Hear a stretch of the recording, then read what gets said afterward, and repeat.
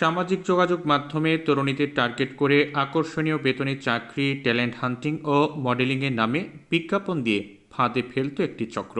পরে ব্যক্তিগত ছবি হাতিয়ে নিয়ে ব্ল্যাকমেইল করে অনলাইনে যৌনক্রিয়ায় বাধ্য করা হতো। দীর্ঘদিন ধরে অতি কৌশলে শত শত তরুণীকে ফাঁদে ফেলে যৌনদাসী হিসেবে ব্যবহার করার অভিযোগে চক্রের মূল হোতাসহ ৮ জনকে গ্রেপ্তার করেছে পুলিশের অপরাধ তদন্ত বিভাগের সাইবার পুলিশ সেন্টার। মঙ্গলবার ঢাকা, সাতক্ষীরা, চাঁদপুর ও যশোরের বিভিন্ন এলাকায় অভিযান চালিয়ে তাদের গ্রেপ্তার করা হয়। বুধবার দুপুরে রাজধানীর মালিবাগে সিআইডি সদর দপ্তরে আয়োজিত এক সংবাদ সম্মেলনে এসব তথ্য জানান সংস্থাটির প্রধান অতিরিক্ত আইজিপি মোহাম্মদ আলী মিয়া।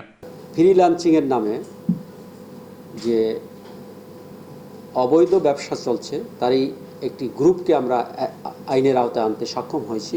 তারা চাকরির প্রলোভন দেখিয়ে, চাকরিতে প্রলুব্ধ করে এই মেয়েদেরকে সংগ্রহ করে তাদের দিয়ে অনলাইন ক্যাম্প সার্ভিস করানো হচ্ছে এবং রিয়েল সার্ভিস করানো হচ্ছে।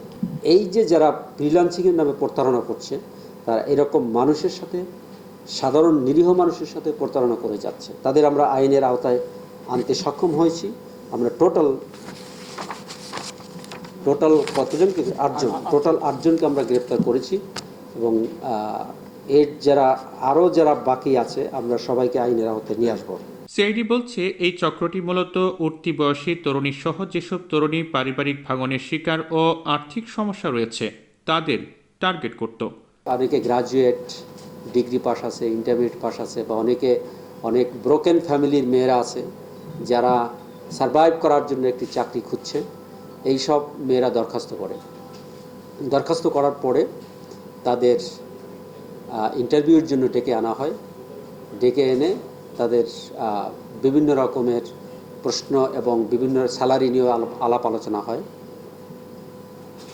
এবং কিছু কাজের কথা বলে যে অনলাইনে এই ধরনের কাজ করতে হবে।